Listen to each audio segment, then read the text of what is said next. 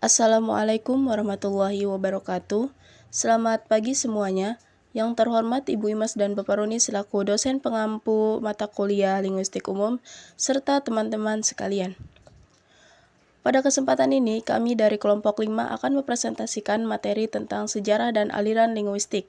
Sebelumnya, izinkan saya memperkenalkan diri. Nama saya Yai Salsia dengan nomor NPM 3 digit terakhir 050 selaku moderator.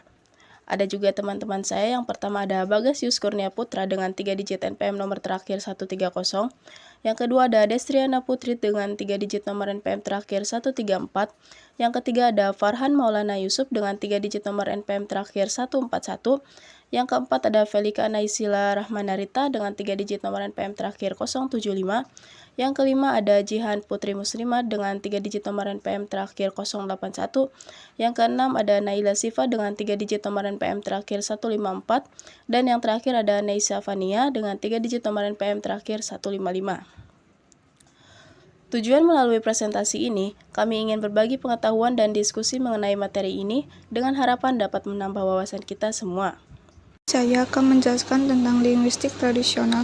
Tata bahasa tradisional menganalisis bahasa berdasarkan filsafat dan semantik, sedangkan tata bahasa struktural berdasarkan struktur atau ciri-ciri formal yang ada dalam suatu bahasa tertentu, misalnya dalam merumuskan kata kerja. Tata bahasa tradisional mengatakan kata kerja adalah kata yang menyatakan tindakan atau kejadian, sedangkan tata bahasa struktural menyatakan kata kerja adalah kata yang dapat berdistribusi dengan frase, contohnya kata dengan. Selanjutnya, 1. Ada linguistik zaman Yunani. Studi bahasa pada zaman Yunani mempunyai sejarah yang sangat panjang, yaitu kurang lebih dari abad ke-5 sebelum Masehi sampai kurang lebih ke abad 2 Masehi. Jadi, kurang lebih sekitar 600 tahun. Para filsafat Yunani mempertanyakan apakah bahasa itu bersifat alami fisis atau bersifat konvensi nomos. Pertentangan analogi dan anomali menyangkut masalah bahasa itu sesuatu yang teratur atau tidak teratur. Kaum analogi, antara lain Plato dan Aristoteles, berpendapat bahwa bahasa itu bersifat teratur. Sedangkan kelompok anomali berpendapat bahwa bahasa itu bersifat tidak teratur. Dari studi bahasa zaman Yunani ini, kita mengenal nama beberapa kaum atau tokoh yang mempunyai peran besar dalam studi bahasa, yaitu 1. Kaum Sopis. Kaum atau sekelompok Sopis ini muncul pada abad ke-5 sebelum Masehi. Yang kedua, ada Plato, adalah seorang filsuf dan matematikawan Yunani, secara spesifik dari Athena. Aristoteles adalah seorang filsuf Yunani yang menjadi guru dari Alexander Agung.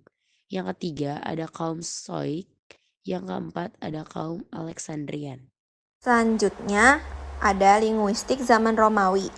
Orang Romawi mendapat pengalaman dalam linguistik dari orang Yunani. Di sini ada etimologi dan morfologi. Lalu ada karya-karya atau buku yang ada pada zaman Romawi. Pertama ada buku De Lingua Latina yang ditulis oleh Varro yang berisikan penjelasan tentang etimologi dan morfologi. Etimologi di sini mempelajari asal-usul kata beserta artinya, sedangkan morfologinya mempelajari kata dan pembentukannya serta mempelajari deklinasi, yaitu perubahan bentuk berdasarkan kategori kasus, jumlah, dan jenis. Dan deklinasi di sini dibagi menjadi dua, yaitu naturalis dan voluntaris. Lalu ada buku Institutiones Grammaticae atau Tata Bahasa Prisia. Buku Prisia ini merupakan buku tata bahasa Latin yang paling lengkap dan merupakan tonggak pembicaraan bahasa tradisional. Buku ini berisikan tentang fonologi, morfologi, dan sintaksis. Saya akan menjelaskan tentang linguistik zaman pertengahan. Studi bahasa pada zaman pertengahan di Eropa mendapat perhatian penuh terutama oleh para filsuf skolatif, dan bahasa Latin menjadi lingua franca karena dipakai sebagai bahasa gereja, bahasa diplomasi, dan bahasa ilmu pengetahuan. Dari zaman pertengahan ini, yang patut dibicarakan dalam studi bahasa antara lain adalah peranan kaum modiste, tata bahasa spekulativa, dan Petrus Hispanus. A. Kaum Modiste. Pada masa ini, berkembang pesat kajian tentang etimologi bahasa. B. Tata bahasa spekulativa. Menurut tata bahasa ini, kata tidak secara langsung mewakili alam dan modus, substansi, aksi, kualitas, dan lain sebagainya. C. Petrus Hispanus dengan bukunya Summae Logis Class. Yang pertama, memasukkan psikologi dalam bahasa. Yang kedua, membedakan nomen menjadi dua macam, yaitu substantivum dan adjektivum. Yang ketiga, membedakan Petrus Oratines menjadi kategori matek, semua bentuk yang dapat menjadi subjek atau predikat, dan setate grammatik, semua bentuk tutur lainnya. Linguistik pada zaman Renaissance. Pada zaman Renaissance, sekitar abad ke-14 hingga ke-17, terdapat perkembangan besar dalam berbagai ilmu, termasuk linguistik. Meskipun linguistik sebagai disiplin ilmu terpisah belum terbentuk dengan jelas pada masa itu, terdapat beberapa faktor yang menunjukkan minat dan berkembang terhadap bahasa dan studi pada bahasa periode tersebut. 1. Kebangkitan humanisme. Humanisme Renaissance menekan kembali pada karya-karya klasik dari Yunani dan Romawi kuno. Hal ini mendorong perhatian lebih besar terhadap bahasa Latin dan Yunani sebagai bahasa kuno yang dianggap sebagai puncak kebudayaan. Banyak intelektual pada masa itu mempelajari tata bahasa Latin dan Yunani dengan cermat, serta menulis buku tentang tata bahasa. 2. Penerjemahan karya-karya klasik selama Renaissance. Banyak karya filsuf dan ilmuwan Yunani Romawi yang diterjemahkan ke dalam bahasa-bahasa Eropa, seperti Latin, Italia, dan Prancis. Ini memperkenalkan kembali kajian bahasa asli dan membangkitkan minat terhadap struktur bahasa secara penulisan dan pemahaman teks klasik. 3. Perkembangan gramatika. Banyak gramatika bahasa Latin dan Yunani yang ditulis ulang pada masa Renaissance untuk membantu pembaca memahami teks klasik. Misalnya, pemikiran seperti Giovanni Pico della Mirandola dan Erasmus dari Rotterdam mempelajari dan menulis tentang tata bahasa dan retorika, bahkan gramatika bahasa-bahasa vernakular seperti bahasa Italia, Prancis, dan Spanyol mulai berkembang pada masa ini. 4. Pembaharuan dalam ilmu retorika. Retorika yang berhubungan erat dengan linguistik menjadi sangat penting pada masa Renaissance. Para cendekiawan berfokus pada seni bahasa yang baik dan benar, serta bagaimana menyusun pidato atau teks persuasif yang efektif. Penggunaan bahasa juga untuk bertujuan sosial dan politik mendapat perhatian besar. 5. Bahasa vernakular. Salah satu perubahan besar dalam linguistik Renaissance adalah pengakuan terhadap pentingnya bahasa vernakular, bahasa sehari-hari, sebagai bahasa sastra. Sebelumnya, banyak karya sastra besar yang ditulis dalam Latin, namun pada Renaissance, banyak karya sastra yang ditulis dalam bahasa lokal, seperti bahasa Italia, misalnya Dante Alighieri dalam Divine Comedy, Inggris, Spanyol, dan Prancis. Secara keseluruhan, meskipun linguistik sebagai disiplin ilmu formal masih dalam tahap pengembangan, periode Renaissance sangat berpengaruh dalam bentuk pendekatan modern terhadap bahasa, baik dalam pemahaman tata bahasa klasik maupun perkembangan bahasa vernakular. Oke, baik, di sini dilanjutkan lagi yaitu linguistik strukturalis. Linguistik strukturalis berusaha mendeskripsikan suatu bahasa berdasarkan ciri atau sifat khas yang dimiliki bahasa itu. Pandangan ini adalah sebagai akibat dari konsep-konsep atau pandangan-pandangan baru terhadap bahasa dan studi bahasa yang dikemukakan oleh Bapak linguistik modern, yaitu Ferdinand de Saussure. Nah, di sini juga ada beberapa aliran dan pandangan atau konsep penerapan menurut para ahli, antara lain yaitu Ferdinand de Saussure. Nah, di sini tuh Ferdinand de Saussure tuh ada telaah sinkronik atau mempelajari bahasa dalam kurun waktu tertentu saja, dan diakronik telah bahasa sepanjang masa. Dan di sini juga ada perbedaan lingue dan parlue, dan juga ada perbedaan signifian dan signifi, dan juga ada hubungan siktamatif dan paragmatif. Nah, yang kedua ada aliran Praha. Aliran Praha terbentuk pada tahun 1926 atas praksala salah seorang tokohnya, yaitu Willem Matthies tahun 1882 sampai 1945. Tokoh-tokoh lainnya adalah Nicolas dan Tolstoy, Roman Jackson, dan Maurice Hell. Pengaruh mereka sangat besar di sekitar tahun 30-an, terutama dalam bidang fonologi. Dan yang ketiga ada aliran gilosematik.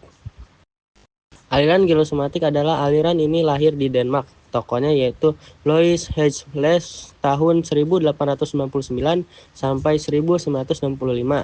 Yang meneruskan ajaran Ferdinand de Saussure. Namanya menjadi terkenal karena usahanya untuk membuat ilmu bahasa menjadi ilmu yang berdiri sendiri, bebas dari ilmu lain, dengan peralatan metodologis dan terminologis sendiri.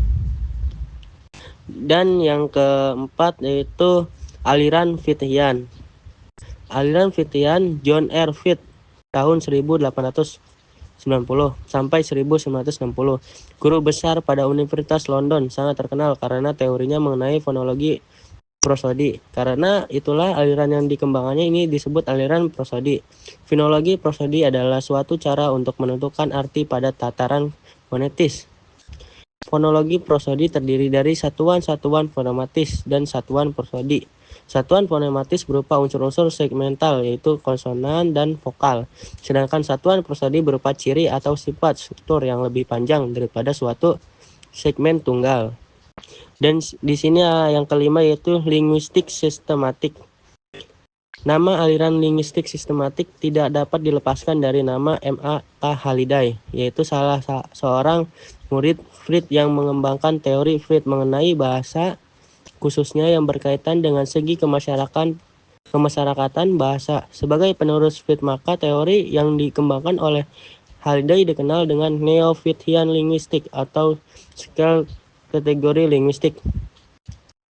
Pandangan beliau tentang linguistik SL adalah pertama, memberikan perhatian penuh pada segi kemasyarakatan bahasa, terutama mengenai fungsi kemasyarakatan bahasa dan bagaimana fungsi kemasyarakatan itu terlaksana dalam bahasa. Dan di sini ada Leonard, di sini ada yang keenam yaitu Leonard Bloom dan Structuralis Amerika. Nama Bloom dilahirkan pada tahun 1987 sampai 1949. Jadi sangat terkenal karena bukunya yang berjudul Langue terbit pertama kali tahun 1933. Selalu dikaitkan dengan aliran struktural Amerika. Istilah struktural sebenarnya dapat dikenakan kepada semua aliran linguistik, sebab semua aliran linguistik pada berusaha menjelaskan seluk-beluk bahasa berdasarkan strukturnya. Dan yang ketujuh ada aliran tekmemik, dipelopori oleh Kenneth L. Peck yang mewarisi pandangan Bloomfield. Menurut aliran ini, satuan dari dasar sintaksis adalah tegmen susunan. Tegmen ini dapat dinyatakan dengan fungsi-fungsi saja seperti subjek, predikat, objek, dan tidak dapat dinyatakan dengan bentuk-bentuk saja seperti frase, benda, frase, kerja frase, benda, melainkan harus diungkapkan kesamaan dan teman rumus. Linguistik transformasional dan aliran-aliran sesudahnya. Dunia ilmu termasuk linguistik bukan merupakan kegiatan yang statis, melainkan merupakan kegiatan yang dinamis, berkembang terus sesuai dengan filsafat ilmu itu sendiri yang selalu ingin mencari kebenaran yang hakiki. Kemudian orang pun merasa bahwa model struktural itu banyak kelemahannya, sehingga orang mencoba merevisi model struktural. Berikut model-modelnya. Yang pertama ada tata bahasa transformasi. Dapat dikatakan tata bahasa transformasi lahir dengan terbitnya buku Noam Chomsky yang berjudul Sintaktik Struktur pada tahun 1957, yang kemudian diperkembangkan karena adanya kritik dan saran dari berbagai pihak. Setiap tata bahasa dari suatu bahasa menurut Chomsky adalah merupakan teori dari bahasa itu sendiri, dan tata bahasa itu harus memenuhi dua syarat, yaitu yang pertama, kalimat yang dihasilkan oleh tata bahasa itu harus dapat diterima oleh pemakai bahasa tersebut. Yang kedua, tata bahasa tersebut harus berbentuk sedemikian rupa, sehingga satuan atau istilah yang digunakan tidak berdasarkan pada gejala bahasa tertentu saja. Tata bahasa dari setiap bahasa terdiri dari 3 komponen, yaitu yang pertama komponen sintaksis. Komponen sintaksis merupakan sentral dari tata bahasa, karena komponen inilah yang menentukan arti kalimat dan komponen ini pula lah yang menggambarkan aspek kreativitas bahasa. Yang kedua, komponen semantik. Komponen semantik memberikan interpretasi semantik pula pada deretan unsur yang dihasilkan oleh subkomponen dasar. Yang ketiga, komponen fonologi. Komponen fonologi memberi interpretasi fonologi pada deretan unsur yang dihasilkan oleh kaidah transformasi. Dengan memakai kaidah fonologi, deretan unsur tadi dapat diucapkan. Yang kedua ada semantik generatif. Menurut teori generatif semantik, struktur semantik dan struktur sintaksis bersifat homogen. Dan untuk menghubungkan kedua struktur itu cukup hanya dengan kaidah transformasi saja. Tidak perlu dengan bantuan kaidah lain. Menurut semantik generatif, sudah seharusnya semantik dan sintaksis diselidiki bersama sekaligus karena keduanya adalah satu. Struktur semantik itu serupa dengan struktur logika, berupa ikatan tidak berkala antara predikat dengan seperangkat argumen dalam suatu proposisi. Yang ketiga, tata bahasa kasus. Tata bahasa kasus atau teori kasus pertama kali diperkenalkan oleh Charles J. Fillmore dalam karangannya yang berjudul The Case for Case tahun 1968 yang dimuat dalam buku Bach E. dan R. Harms Universal in Linguistic Theory. Yang berhubungan dengan kasus dalam teori ini adalah hubungan antara verba dan nomina. Verba di sini sama dengan predikat, sedangkan nomina sama dengan argumen dalam teori semantik generatif. Yang keempat, tata bahasa relasional. Tata bahasa relasional muncul pada tahun 1970-an sebagai tantangan langsung terhadap beberapa asumsi yang paling mendasar dari teori sintaksis yang dicanangkan oleh aliran tata bahasa transformasi. Menurut teori tata bahasa relasional, setiap struktur klausa terdiri dari jaringan relasional yang melibatkan 3 macam, yaitu A. Seperangkat simpai yang menampilkan elemen-elemen di dalam suatu struktur. B. Seperangkat tanda relasional yang merupakan nama relasi gramatikal yang disandang oleh elemen-elemen itu dalam hubungannya dengan elemen lain. C. Seperangkat koordinat yang dipakai untuk menunjukkan pada tataran yang manakah elemen-elemen itu menyandang relasi gramatikal tertentu terhadap elemen yang lain. Dari kesimpulan semua materi yaitu, jadi, sejarah dan aliran linguistik adalah ilmu bahasa yang berkembang dari sekadar mempelajari struktur hingga memahami bahasa sebagai bagian dari sistem mental, sosial, dan budaya manusia. Setiap aliran dari strukturalisme, generatif transformasional, hingga fungsionalisme dan kognitif berkontribusi dalam memperkaya pandangan tentang bagaimana bahasa berfungsi, berkembang, dan digunakan dalam berbagai konteks. Terima kasih atas perhatiannya. Semoga materi yang kami sampaikan dapat bermanfaat bagi kita semua. Kurang lebihnya mohon maaf. Sekian. Wassalamualaikum warahmatullahi wabarakatuh.